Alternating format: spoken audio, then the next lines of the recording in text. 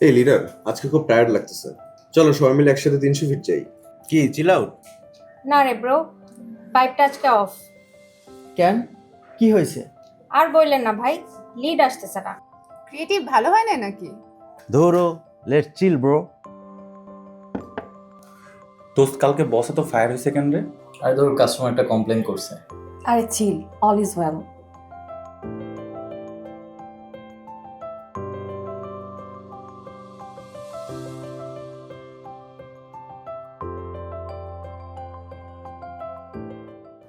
আমরা কি জানি এরকম অনেক শব্দ আমরা প্রতিনিয়ত ব্যবহার করছি যেগুলো আমাদের বাংলা ভাষার অন্তর্ভুক্ত নয়।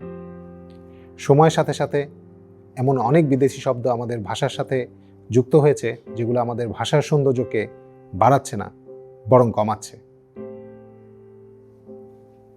আমাদের সাংস্কৃতিক পরিচয় হারিয়ে যাচ্ছে। নতুন প্রজন্ম বাংলা বলতে, পড়তে ও লিখতে ভুলে যাচ্ছে। আমাদের সাহিত্য, কবিতা, গানের গভীরতা কমে যাচ্ছে। আসুন আমরা সবাই শুদ্ধ বাংলা ভাষা চর্চা করি, সাহিত্য ও সংস্কৃতি চর্চার মধ্য দিয়ে মাতৃভাষাকে বাঁচিয়ে রাখি।